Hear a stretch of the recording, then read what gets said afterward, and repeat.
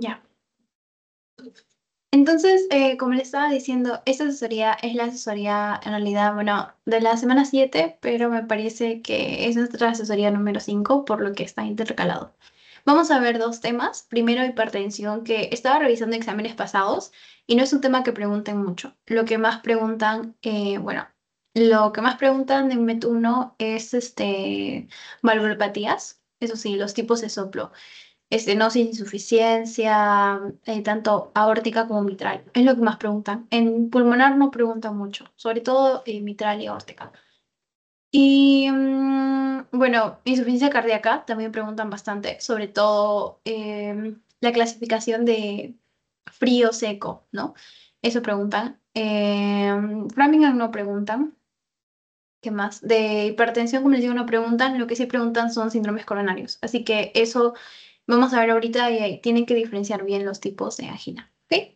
Entonces vamos a empezar con hipertensión. Bueno, como ustedes saben, la hipertensión es un problema muy frecuente, ¿no? Y el tipo de hipertensión que es más frecuente es la sistólica, perdón, la idiopática, ¿no? La primaria, porque no tiene una causa como tal, ¿no? La secundaria sí. Entonces, primero, ¿qué es la hipertensión? La hipertensión es básicamente una presión arterial sistólica mayor o igual a 140 milímetros de mercurio o 135. Esto va a depender mucho, bueno, si es la AJA, ¿no? O si es la Asociación Europea. Los valores siempre pueden cambiar, ¿no? O una presión arterial diastólica mayor de 90 milímetros de mercurio en medidas de la consulta. Normalmente medimos la hipertensión en ambos brazos y aproximadamente se dice que se tiene que hacer 3 veces en la consulta, ¿ok? Y sí, eso es importante. ¿Por qué? Porque lo que queremos es poder hallar valores, bueno, varios valores, y en eso podemos hacer como un patrón, ¿no? Y bueno, descartar lo que es la hipertensión de bata blanca, sobre todo. Y bueno, la prevalencia pues es el factor de riesgo global más importante de riesgo cardiovascular, ¿no? Para desarrollar enfermedad coronaria y ACV. Eso es importante, ACV isquémico sobre todo. Prevalencia de hipertensión en el Perú es del 22%, un dadito por ahí. Y bueno, la incidencia es de 4,2 casos por cada 200 personas al año. Y 50% de casos son diagnosticados y 37 reciben tratamiento. Entonces, para recordar, me parece que acá lo puse. Acá está más bonito. Entonces, nosotros tenemos reguladores de la presión arterial. Básicamente tenemos por un lado el sistema renina-angiotensina-aldosterona y por otro lado lo que son los vasoreceptores. Entonces, antes de ver la fisiopatología, vamos a ver un poco de fisiología. Cuando hablamos del sistema renina-angiotensina-aldosterona, que lo hemos escuchado bastante, básicamente el estímulo es la hipotensión, o disminuye la presión arterial y lo que hace este sistema es tratar de elevarla. ¿Y cómo? Porque el riñón genera renina. Entonces, la renina se junta con el ansioten- angiotensinógeno y se convierte en angiotensina 1. El angiotensinógeno es producido por el hígado. Entonces se junta el angiotensinógeno por la enzima convertidora de angiotensina, no la ECA, y se convierte en angiotensina 2. Y es importante porque esta angiotensina 2, pues ya sabemos que va a estimular a la aldosterona, no por la corteza, y bueno, la glándula suprarrenal, ¿no? Y esto que va a generar, pues, que se eleva la presión arterial, ¿ok? Y que se retenga agua. Entonces, básicamente, lo que genera esto es retención de agua y sodio, o sea, aumenta la volemia. Retiene agua y sodio y excreta potasio. Entonces, esto genera vasoconstricción y aumenta la fuerza de contracción. Lo más importante de todo esto es que se va a ver alterado en la hipertensión. Y bueno, el problema más importante, la consecuencia más importante de la hipertensión es una de las consecuencias más importantes, ¿no? La cardiopatía hipertensiva, ¿no? La hipertrofia ventricular izquierda dentro de ellas. Y bueno, también tenemos a los receptores, que estos regulan la presión a más corto plazo, ¿no? Entonces, ¿qué es lo que vamos a ver acá? Primero, acá el sistema nervioso simpático, que es el que se encarga de la lucha o huida. Esto es lo que va a hacer es liberar catecolaminas, ¿no? Noradrenalina, adrenalina y, bueno, a corto plazo, ¿no? Tenemos los receptores alfa 1 o beta 1. Beta 1 aumenta la fuerza de contracción, aumenta el volumen de eyección sistólico y aumenta el gasto cardíaco. Me parece que lo puse acá. Ajá, está en el callado aórtico, en el callado aórtico y la bifurcación de las carótidas. Entonces, cuando nosotros, por ejemplo, acá estamos corriendo, ¿no? O estamos estresados por algún tipo de situación, lo que va a pasar es que van a tratar de elevar la presión. Bueno, van a elevar la presión y van a estimular a estos receptores que están en el callado aórtico y la bifurcación de las carótidas. Aumenta la frecuencia la frecuencia de impulso nervioso. Ahí está. Y todo esto pues mediante el nervio vago, ¿no? Y va a aumentar los efectos simpáticos. Y por el otro lado, ¿qué es lo que vamos a ver? Por ejemplo, cuando estamos en una situación, por ejemplo, algún tipo de trauma o algo que nos genere pérdida de sangre, pérdida de volemia, nuestro mecanismo, ¿qué es lo que va a hacer? Va a tratar de subir la presión. ¿Y cómo va a subir la presión? Pues va a activar a estos varoreceptores. Y estos varoreceptores lo que van a hacer es tratar de aumentar, en este caso, el retorno venoso, aumentar la precarga y aumentar el gasto cardíaco. Entonces, se aumenta el efecto simpático para aumentar la frecuencia cardíaca y la fuerza de contracción. Entonces, acá aumentamos todos estos efectos y disminuimos los efectos parasimpáticos. ¿Ok? Entonces, más o menos así. Y como les decía, el sistema renina-angiotensina-aldosterona mediante la aldosterona, acordémonos que la aldosterona tiene dos receptores. El receptor perdón, la angiotensina tiene dos receptores. El receptor de angiotensina 1 y el receptor de angiotensina 2. El de angiotensina 1 se encarga de la vasoconstricción y sed y el de angiotensina 2 de la vasodilatación. Generalmente acá, ¿no? Acá están los ARA2, antagonistas del receptor de angiotensina 2 tipo 1, que estos son los que generan más vasoconstricción, sed, todo este efecto negativo. Y,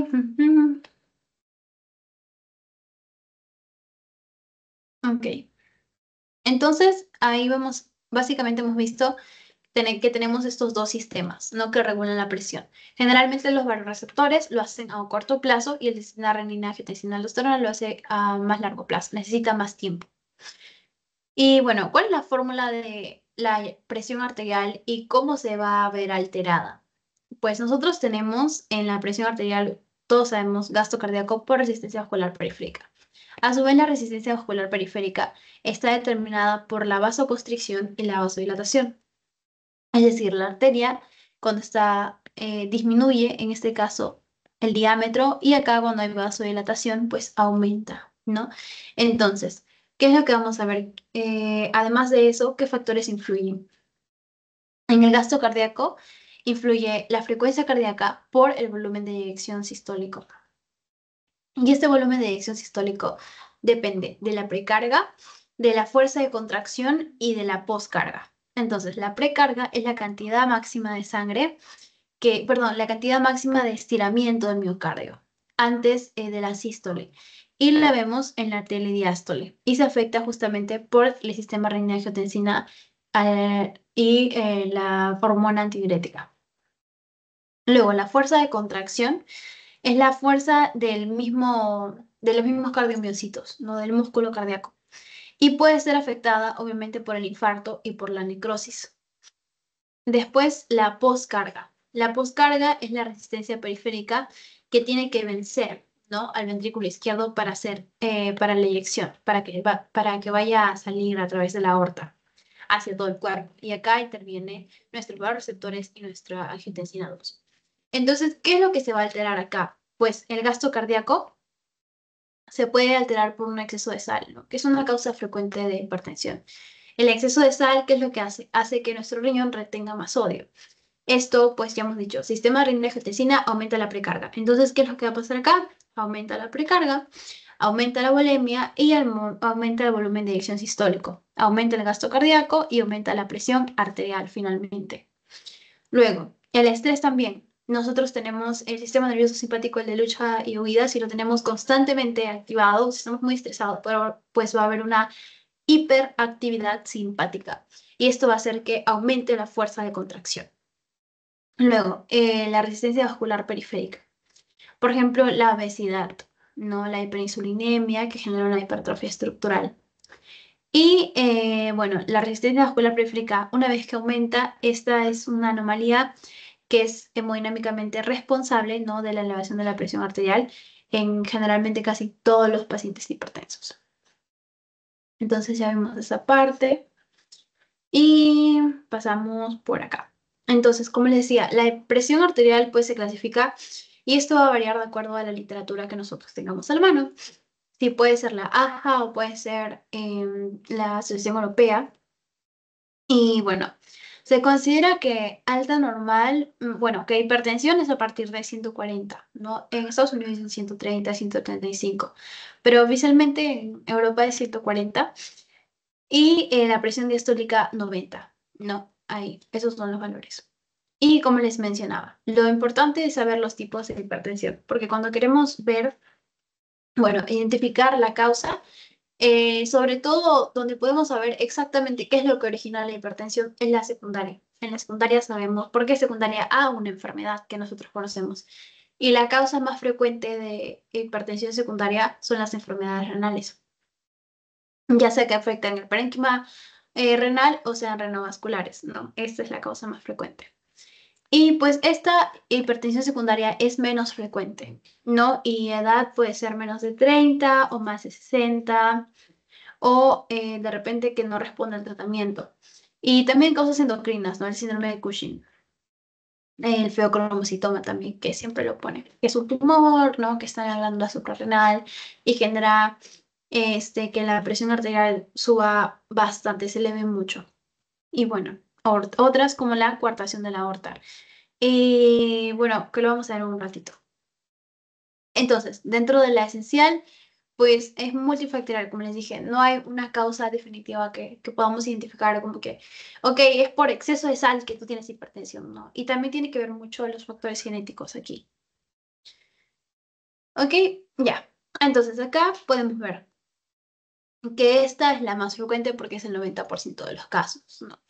Y factores de riesgo, que es lo que se trata de manejar en este tipo de hipertensión, en estos pacientes. La edad, el sedentarismo, la obesidad, no la diabetes, porque más insulina no genera retención de sodio por parte del riñón.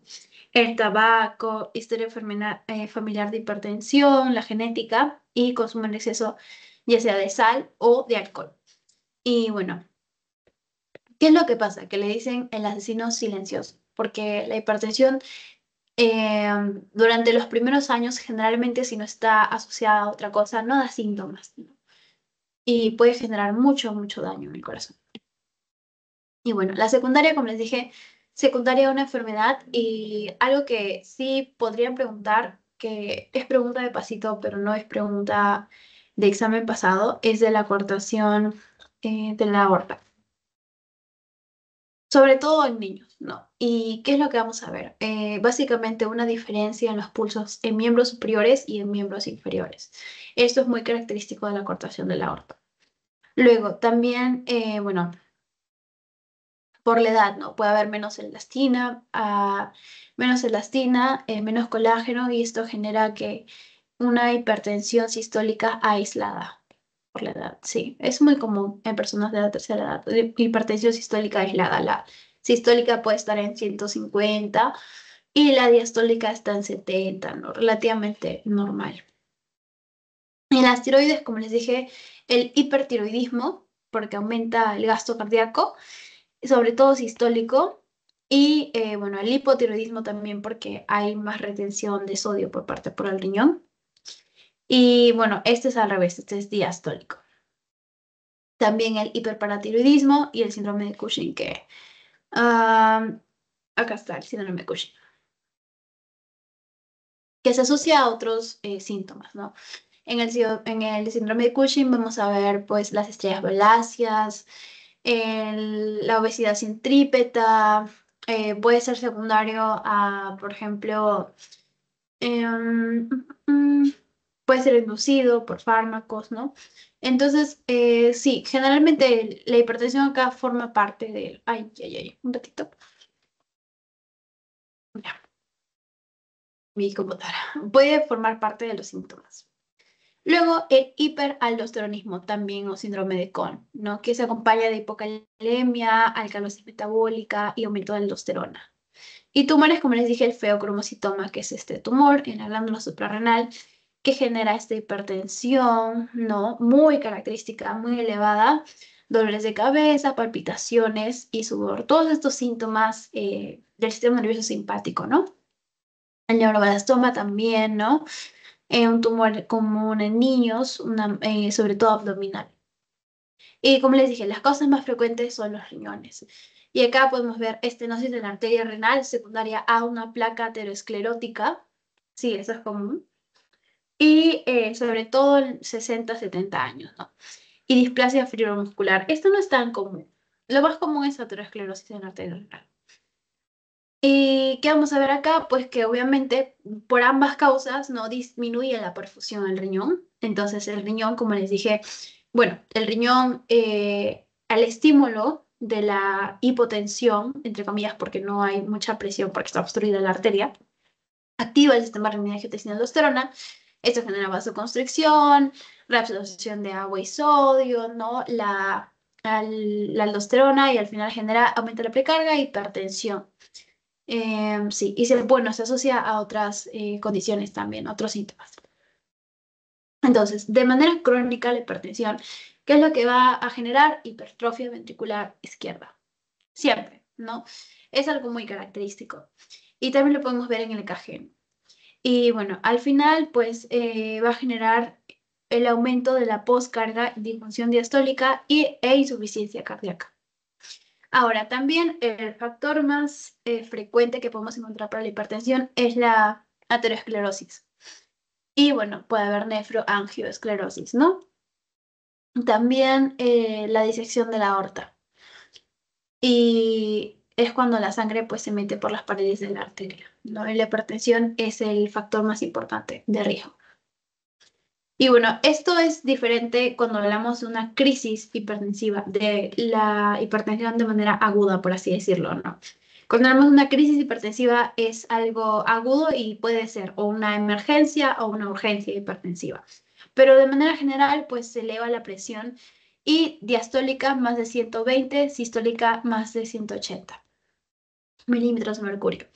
Y la diferencia es que básicamente en una emergencia hipertensiva hay un daño agudo a órgano blanco y en una urgencia se eleva la presión arterial en pacientes que tienen hipertensión crónica, pero el daño que va a haber en los órganos es un daño crónico, no es un daño agudo.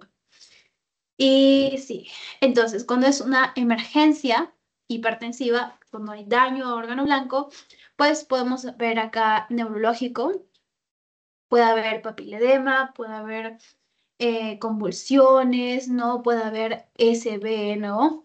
Isquémico, puede haber dolor de cabeza, ¿no?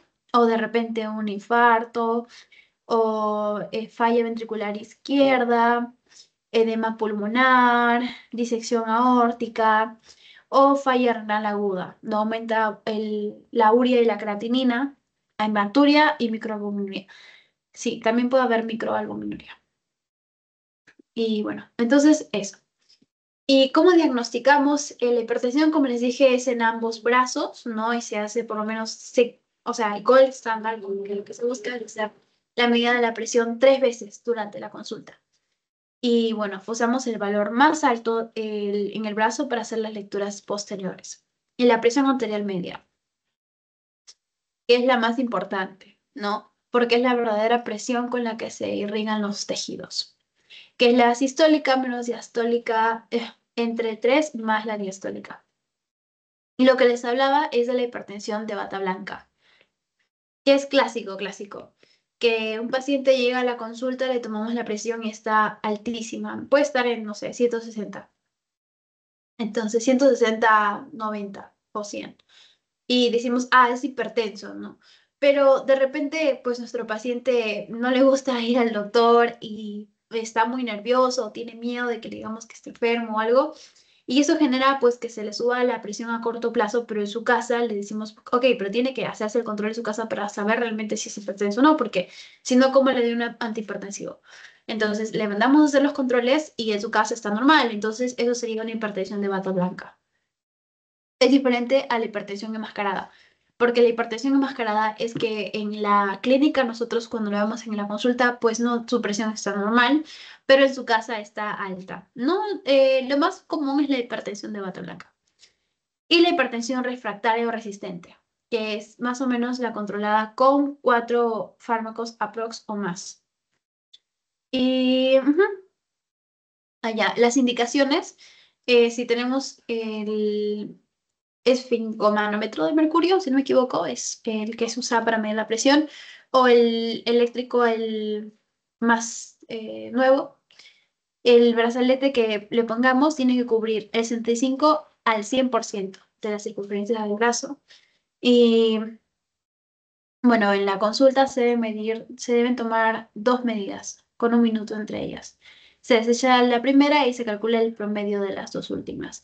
Y más o menos se debe medir esta presión varias veces en el consultorio, ¿no? Entonces, ya si la hipertensión es mayor o igual a 180, 110, con evidencia de enfermedad cardiovascular, se podría hacer el diagnóstico de la primera visita. Pero generalmente se espera como que le tomamos la presión en el consultorio a no ser que esté súper altísima, ¿no? Como estos valores, pues se le manda a controlar en su casa y vamos viendo cómo va manejando. ¿Ok? Como les dije de acá, no hay ninguna pregunta salvo lo que es la coartación de la aorta, que es diferente a disección, ¿no? Como ya les dije, coartación tiene que ver mucho con la disociación del pulso, tanto en miembros inferiores como superiores. Y en cambio, disección aórtica tiene que ver básicamente cuando la sangre pues se mete por las paredes de la arteria. Y sí, este tema es cortito porque la verdad es que no lo pregunta. Pero ¿tienen alguna duda o todo está bien hasta aquí? Si todo está bien, me pueden poner un corazoncito y si tienen alguna duda, pues me la pueden hacer.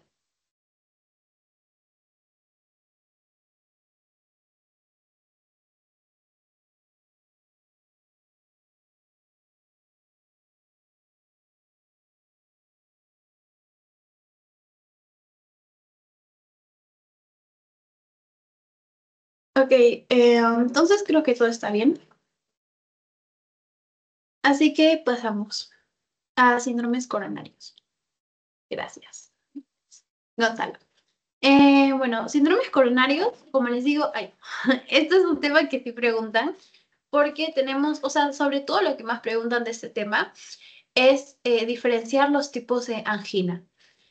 Si es estable, si es inestable, la de Prince Metal, si es infarto, es con elevación de segmento ST o sin elevación de segmento ST. Ahora ya hay un cambio de paradigma porque si llega un paciente a la emergencia con infarto, no con los signos característicos, con la sintomatología, ¿cómo sabemos si es un infarto realmente o no? O de repente tenemos los equivalentes agilosos y es un infarto silente.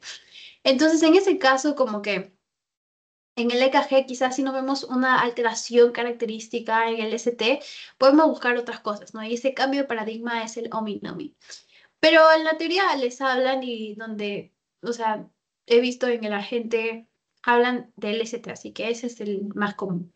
Pero sí, también hay alteraciones hay otras alteraciones que se pueden ver en el EKG, ¿no? Que te indican que este paciente sí está teniendo un infarto. Sobre todo en los pacientes diabéticos, embarazadas y adultos mayores me parece que son los que no tienen la sintomatología, que generalmente tienen sus equivalentes anquinosos. Y sí, es muy importante tener en cuenta porque ahí tienes como el tiempo de oro, que son los 120 minutos para ver si tienes, bueno, para ver qué haces, ¿no? Si haces cateterismo o trombólisis, si es con ST elevado. Si no hay elevación del segmento ST, lo más preocupante es que hay elevación del segmento ST, porque cuando hay elevación del segmento ST es cuando vamos a ver obstrucción casi total, ¿no? O mayormente de la arteria. Entonces, vamos a ver. Estos síndromes coronarios se forman por el resultado del desequilibrio entre la oferta del corazón, lo que el corazón nos puede, la sangre que llega al corazón y la demanda.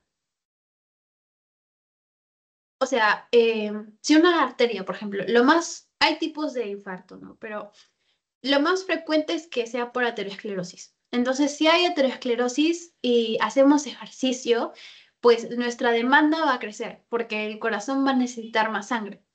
Pero ¿qué es lo que pasa? Como esa arteria está obstruida, no va a llegar sangre. Entonces disminuye la oferta y aumenta la demanda. Entonces, cuando hay este desequilibrio, es donde vamos a ver estos síndromes coronarios. Y bueno, el corazón es irrigado por las arterias coronarias. Bueno, el corazón es irrigado por muchas arterias, pero si hay una obstrucción, si hay una aterosclerosis, va a afectar esa parte del miocardio. Entonces, que va a haber necrosis, isquemia, necrosis coagulativa, si no me equivoco. Ya. Entonces, eso que va a ocasionar un dolor torácico intenso. Entonces, como les decía, la aterosclerosis es la principal causa de isquemia. Y bueno, básicamente las grasas, ¿no? Que se depositan en las arterias, formando una capa y reduciendo la luz. Y esta aterosclerosis va avanzando a lo largo de nuestra vida, ¿no? Obviamente que si hacemos ejercicio, si comemos saludable, podemos disminuir, pero de manera, o sea, casi todos tenemos, quizá en menor grado, ¿no? Y lo que queremos es disminuir y que la sangre y que el colesterol pues vaya circulando por, bueno, que no vaya circulando, o sea, como que disminuya los niveles de colesterol, mejor dicho. Entonces, sí. Y factores de riesgo que tenemos para esto, modificables, dislipidemias, obviamente, hipertensión, diabetes, todo lo adquirido, tabaquismo, sedentarismo. Y no modificables, ¿qué es lo que no podemos modificar? Nuestra edad más de 55 años, historia familiar, la genética muy importante y el sexo, que es 6 veces más en hombres que en mujeres. Entonces, más o menos acá es cómo se forma la aterosclerosis, que voy a borrar esto. Ahora sí. Entonces, acá que vamos a ver, este es el endotelio normal, ¿no? ¿Y qué pasa cuando hay un estrés crónico? Ya acá hay una disfunción de las células endoteliales. Y el LDL que está acá se filtra, ¿no? Y va a entrar a la capa íntima y se va a oxidar. Acá se forma un antígeno proinflamatorio y genera una respuesta inmunitaria. Luego vienen los monocitos. Estos son los monocitos que entran y cambian de nombre, se llaman macrófagos, entran a las paredes arteriales y se comen al LDL oxidado. Y cuando se comen el LDL oxidado, pues se forma la célula espumosa, ¿ok? Acá está la formación de las células espumosas. Luego va a haber proliferación y migración, en este caso, de las células espumosas, bueno, la estría grasa, ¿no? Que es cuando se acumulan las células espumosas y no van a obstruir el lumen, no van a producir síntomas. Hasta acá como que está controlado, ¿no? Luego, ¿qué pasa? Las células espumosas van a comer toda la grasa hasta que explotan, ¿no? Entonces ya hay muerte celular y la grasa se queda en el intersticio, ¿no? Que es el preateroma. Luego, las células musculares lisas acá van a proliferar y son atraídas y forman el núcleo lipídico. Entonces acá ya es el ateroma, ¿no? Se forma la placa fibrosa y en este caso la cápsula pues se puede romper. Y eso sí es peligroso cuando la capa, bueno, la cápsula, ay, cuando la cápsula se rompe, porque puede generarnos un trombo, ¿no? Y ahí sí le damos mucho, mucho, mucho más daño al paciente. Entonces, ateroma. Y cuando se rompe, pues el colágeno que está dentro sale y se forma un trombo.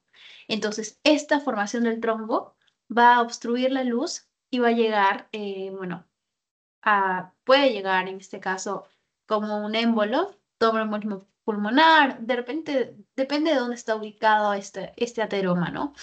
Pero puede generar un infarto, sí. ¿Y qué tipo de infarto? Es el tipo 1, que es por rotura de la placa de ateroma. Entonces, más o menos así es cómo se genera la aterosclerosis. Ok, entonces el síndrome coronario isquémico. El síndrome coronario isquémico, tenemos acá al dolor torácico o la angina. Y muy característico de esto es el signo de Levine, ¿no? Yo le puse acá a Adam Levine con un corazón roto, pero es para acordarme. realmente, porque es un nombre un poquito rebuscado, ¿no?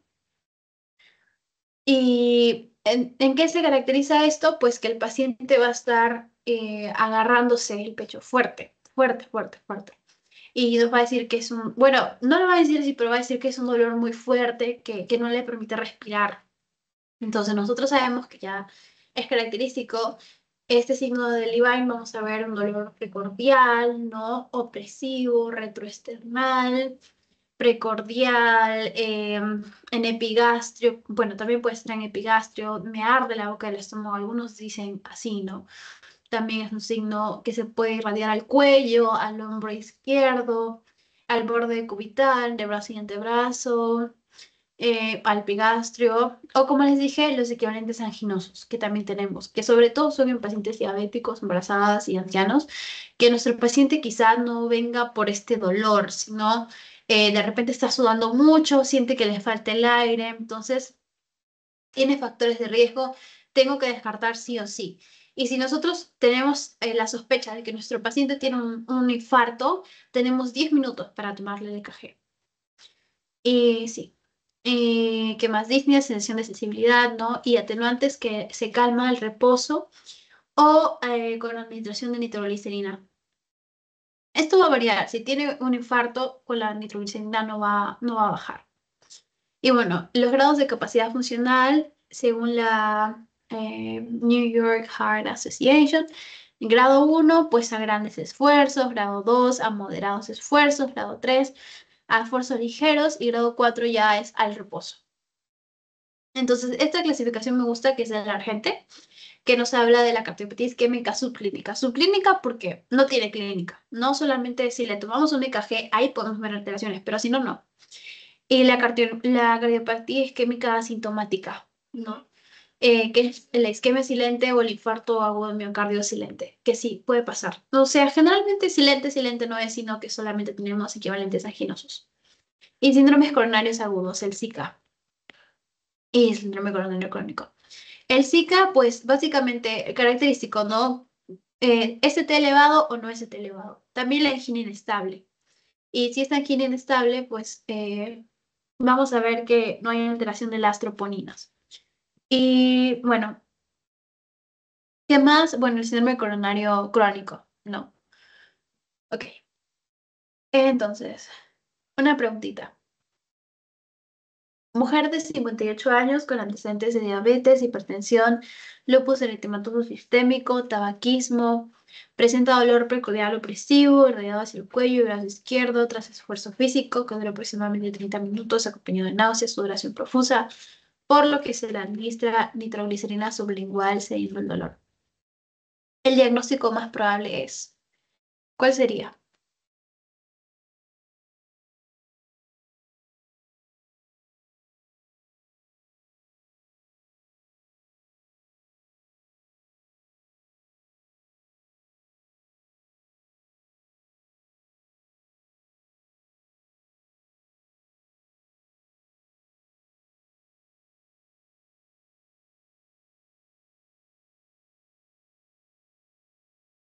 A ver, chicos, si no, yo lo digo normal. Ya. Mm, mm. Alguien que quiera levantar su manito, un alma generosa. A ver, Nicolás, ¿verdal o verdal se pronuncia? Verdad, está bien. Verdal está bien. Ay, ya, gracias. Sí, es la E, angina. Y angina. Porque nos hablan de un dolor precordial, opresivo, rayado hacia el cuello, brazo izquierdo. Y te dice que dura tras un esfuerzo físico. No, generalmente estos dolores se producen tras esfuerzo físico o algún desencadenante emocional. Y el dolor, ¿no? Que dura aproximadamente 30 minutos, acompañado de náuseas, sudoración profusa y calma con la nitroglicerina. Eso también es importante, ¿no? Porque la nitroglicerina es un vasodilatador, ¿no? Igual que el... Ay, se me olvidó esta pastilla. Ya, pero bueno. Sí, es una angina. Muchas gracias, Nicolás. Ok. Ah, entonces, Pero nos decía, la cardiopatía isquémica subclínica, esta imagen la saqué de su teoría, me gusta mucho. Solo se diagnostica con exámenes auxiliares, ¿no? Por ejemplo, el EKG sobre todo. Y esa es su característica, que les pueden preguntar en el examen quizá, o en el formativo. Aunque el formativo no tiene nota, pero quién sabe que les preguntan eso en el examen. Lo que sí preguntan es esto, que está subrayado de rosado. ¿Qué es la diferencia entre angina estable y angina vasoespástica? Y eso forma del síndrome coronario crónico. ¿Ok? Entonces, hasta acá. Ay, ya. Entonces, hasta aquí ya hemos visto lo que es la angina, bueno, cardiopatía isquémica subclínica, y ya empezamos con síndrome coronario crónico. Crónico, porque ya va a haber una. Generalmente, este tipo de angina ya tiene un tiempo prolongado, puede ser más de un mes aproximadamente, y no ha habido una variación. Es decir, no es que ha pasado de grandes esfuerzos, medianos esfuerzos y al reposo, no, sino ya se mantiene que, por ejemplo, a medianos esfuerzos o a grandes esfuerzos, sobre todo, y ahí se queda. Entonces, lo más característico es la angina estable, que, como les dije, no ha habido cambios en su forma de presentación en el último mes, y sobre todo es a esfuerzo, que se alivia con el reposo y el dolor persiste menos de 10 minutos. Es a una isquemia miocárdica transitoria que puede ser desencadenada por el ejercicio, el estrés, la temperatura fría, ¿no? Y la angina vasoespástica, que lo más característico que les van a decir es que se da en la noche o en la madrugada, porque se da al reposo mayormente, ¿no? Y puede haber elevación transitoria del ST en el EKG, ¿no? Y responde rápido a los vasodilatadores. Si le damos nitroglicerina, ¿no? Puede calmar el dolor. Y acá son espasmos, ajá, espasmos, por eso es vasoespástica, de la capa muscular de las arterias coronarias epicárdicas en un segmento arterial sano o con arteriosclerosis, habitualmente no obstructivo. Esa es la característica. Sobre todo, o sea, algo muy, muy característico si les ponen una pregunta en examen, que creo que vi una, es que es en la mañana, en la madrugada o es en la noche, algo así, pero la paciente no está haciendo nada, no tiene ningún tipo de antecedentes, entonces ahí es vasoespástica. Y si es reposo, si es angina estable, le dicen que es algo, un dolor que todas las características, pero que es, no sé, 9 minutos, 8 minutos, 7 minutos, menos de 10 minutos. Eso también es muy característico. Entonces, la angina estable generalmente tiene las troponinas negativas, ¿ya?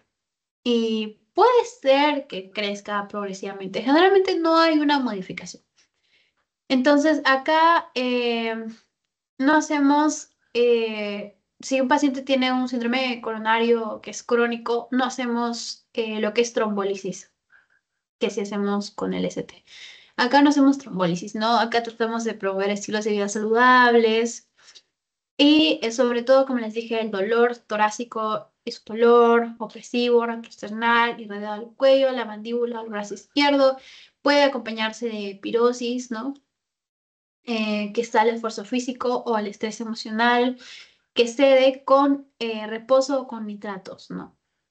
Y bueno, las pruebas diagnósticas que les he visto que le han puesto en su PPT, pues podemos ver en el laboratorio hematocrito, hemoglobina, glucosa, perfil lipídico bastante y un EKG en reposo y EKG transtorácico. Y le hacemos la prueba de esfuerzo que es la ergometría acá está. La prueba de esfuerzo. Entonces acá podemos ver, por ejemplo, arritmias, estos síntomas inducidos por ejercicio o isquemia miocárdica, ¿no? Y vamos a ver la respuesta. Otras pruebas no invasivas, la ecocardiografía de estrés, la resonancia magnética cardíaca de esfuerzo, el SPECT, ¿no? O el PECT. Y bueno, la angiografía por tomografía computarizada coronaria. Ok, entonces hasta acá lo crónico. Ahora empezamos con el SICA, el síndrome coronario agudo. Este, básicamente, como les digo, es diferenciar si es con elevación de ST o sin elevación de ST. ¿Y esto qué nos indica? Si el ST está elevado, es que hay una obstrucción grande de la arteria. En cambio, si el ST está disminuido o no hay una alteración en el segmento, o cuando no hay elevación del segmento ST, básicamente, todos los escenarios en los que no hay elevación del segmento ST, pero comprobamos que es un infarto, ya sea por los biomarcadores como las troponinas, por la sintomatología, Entonces, acá es que vamos a ver que la arteria pues no está tan tapada, no hay una obstrucción parcial. Y ya, sin elevación del ST, vamos a ver que la T está negativa o puede estar normal, ¿no? Entonces, este Zika es una emergencia. Sí, es una emergencia. Acá está nuestro infarto, la angina inestable y el infarto. Ujú. Y bueno, la muerte súbita. Entonces acá vamos a ver igual, se producen por la erosión o ya es la ruptura de la placa. ¿Qué es lo que va a formar? Pues como les dije, el trombo. El trombo al final le sale hepatitas y se forma y se llama émbolo, ¿no? Entonces acá va a generar la obstrucción, básicamente la isquemia del músculo cardíaco. Entonces acá lo más característico es diferenciar una vez que se rompe la placa. Angina estable, infarto. Y este infarto, vamos a ver ST o no ST. O también pueden ver las alteraciones en la onda Q. Como les digo, ya, o sea, no es tanto ver el ST o ST, sino también es el paradigma del omino. Y bueno, acá lo que les decía, los tipos de infarto agudo del miocardio. El tipo 1 es el que se caracteriza justamente por la ruptura, ulceración, erosión o disección de la placa aterosclerótica, ¿no? Y bueno, el tipo 2, el desbalance isquémico, el desequilibrio entre la oferta y la demanda, que no es necesariamente por la placa. Y el tipo 3 es la muerte súbita, ¿no? Bueno, 4 ya está relacionado con el cateterismo, ¿no? Y trombosis del stent. Y 5 con la cirugía de revascularización. Entonces, angina inestable. La angina inestable tenemos angina de reposo, de nueva aparición o evolutiva, ¿no?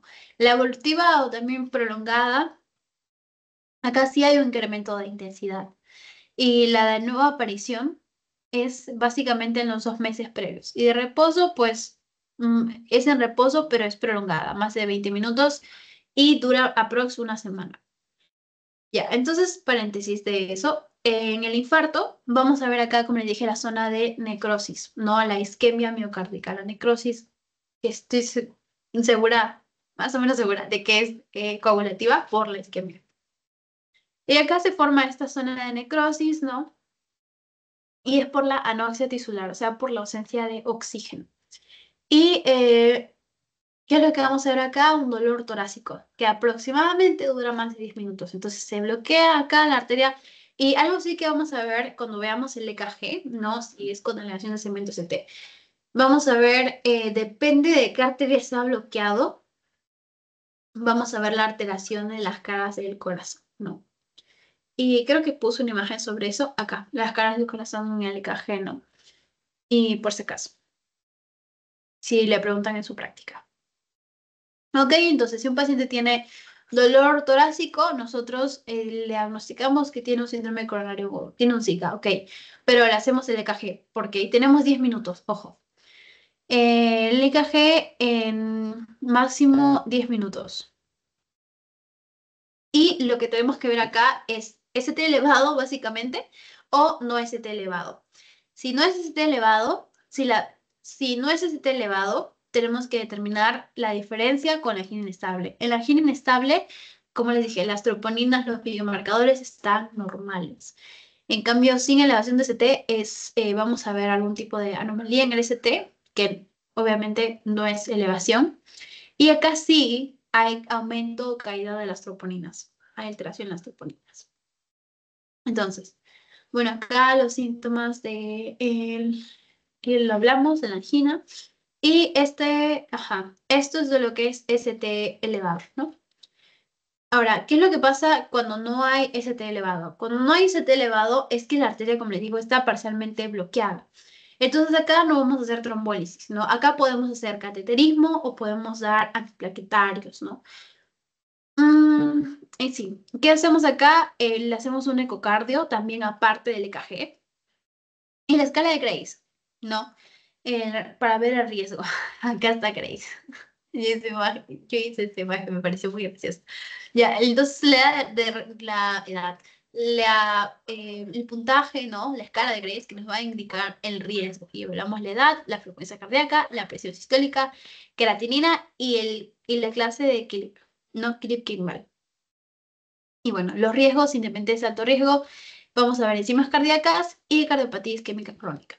Entonces acá, esto es lo que vamos a evaluar, ¿no? Y bueno, si es alto, podemos hacer una revascularización, o sea, un cateterismo, y si es bajo, es tratamiento, manejo médico, ¿no? Entonces, acá. Ya, el infarto, ¿cómo lo definimos? Ahora sí, aumento, siempre troponinas que les pueden preguntar, y también vean otras causas de aumento de las troponinas, porque, o sea, sí son específicas, pero no son, también hay otras causas que pueden generar aumento de las troponinas. Entonces acá aumento o descenso de los valores de las troponinas, por ejemplo, preferiblemente, y al menos uno de estos, ya sea síntomas de isquemia, cambios significativos del segmento CT, de desarrollo de ondas Q y imagen. Imagen o ver un trombo por angiografía. Eso también es importante. Y bueno, el tratamiento, ¿no? Si un paciente, si identificamos que alguien está teniendo un infarto, pues lo que decimos es la mona. Ver morfina para el dolor, que puede ser tramadol o petidina, y sobre todo para controlar el dolor, que puede ser muy, cuando es muy intenso, oxígeno, nitratos, y la aspirina con clopidogrel, porque se hace doble agregación planetaria, y bueno, anticoagulación, que puede ser noxaparina y atorvastatina. Eso independientemente si es ST o no ST elevado, porque si es ST o no ST elevado, lo que vamos a ver ahí es la trombólisis, ¿no? Si es ST elevado, hacemos trombólisis, si no es ST elevado, cateterismo. Y bueno, para el síndrome coronario crónico, lo que tratamos de hacer es controlar la frecuencia cardíaca, beta bloqueantes, antiplaquetarios y antianginosos. Y ya, por si acaso. Entonces, hasta aquí está todo bien. ¿Tienen alguna duda? ¿Algo para repetir? Si está todo bien, me ponen un like, por fin.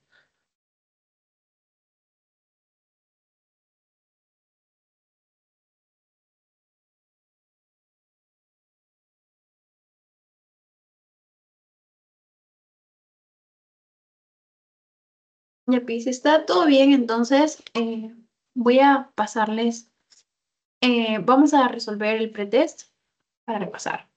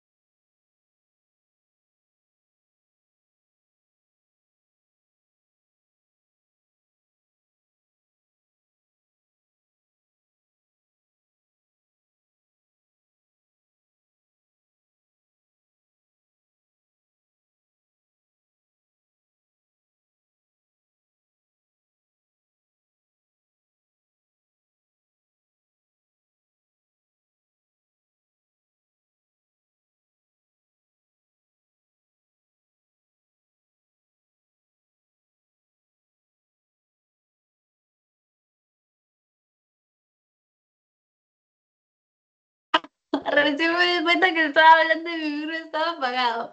Pero ya, ¿alguien que quiera ayudarnos en esta preguntita? Por fin, chicos.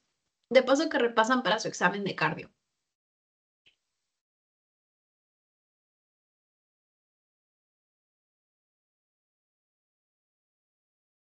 Nicolás, muchas gracias, Nicolás.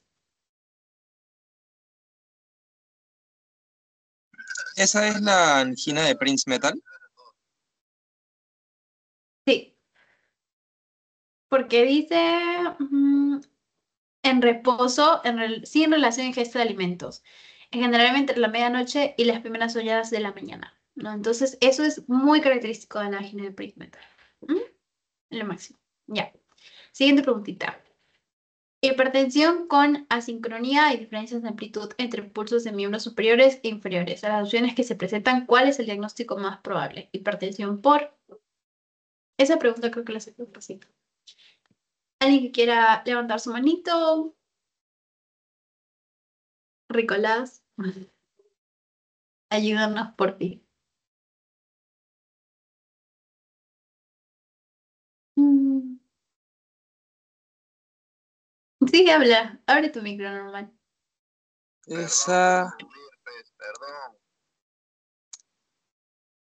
creo que es... mm, es insuficiencia aórtica o coartación de aorta, pero no estoy seguro cuál de las dos.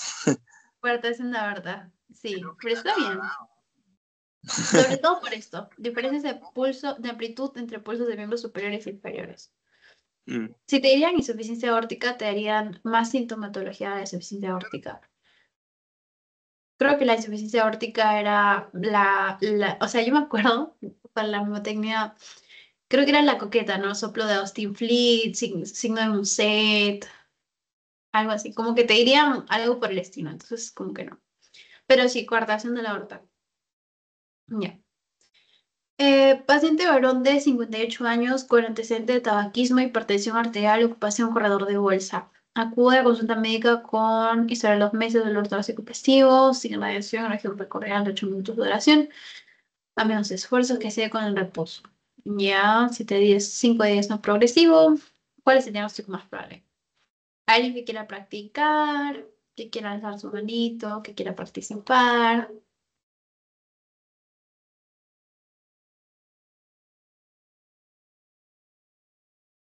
Sí, Nicolás. Abre tu micro normal. Esa, esa también es una angina estable. Sí. Angina estable, porque la angina estable te dice que tiene una historia de 2 meses, ¿no? Sin relación, no fue en región precordial, de 8 minutos de duración, menos de 10 minutos, a medianos esfuerzos que se dé con el reposo. No progresivo, 5 días. Entonces, sí, miocarditis aguda, nada que ver. Prince metal no, porque no es en reposo y reflujo gastroesofágico menos. Ya. Paciente con Zika. ¿Cuál es lo más probable? ¿Alguien que quiera responder?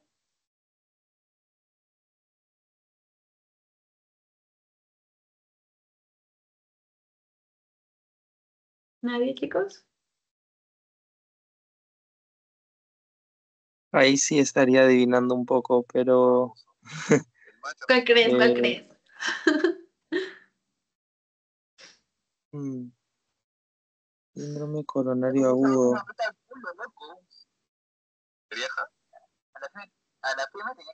Estoy entre la A y la D,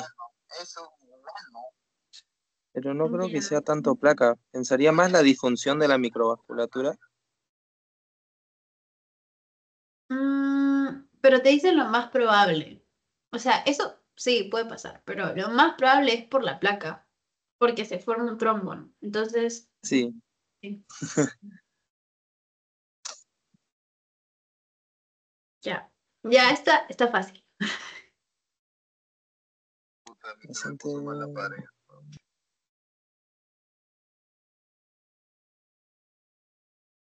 Dentro de límites normales de control de intradomiciliarios. Level 6, con level Ah, 5. de bata blanca. Oye, no Se asusta.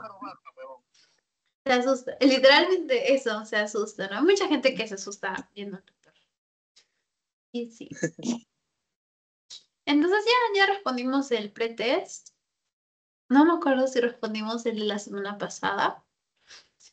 Pero sí, si tienen alguna pregunta igual me la pueden hacer, pueden abrir su micro. Si no, les paso el post-test.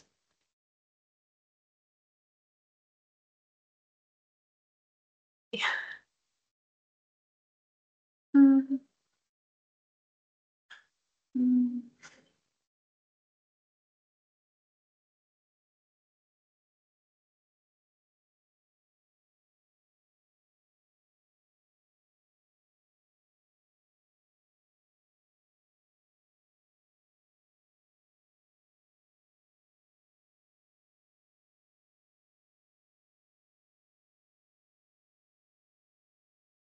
Ya listo. Ya les pasé el post-test. Entonces, si todo está bien, me ponen un like. Por fin. Gracias. Y si eso es todo, pues nos vemos de acá a 2 semanas. Pero si tienen alguna duda de lo que están banqueando normal, me lo pueden mandar. Ahí está mi número en el grupo. Y sí, chicos, estudien bastante. Cardio está fácil. Y bueno, chicos, gracias. Voy a parar la grabación.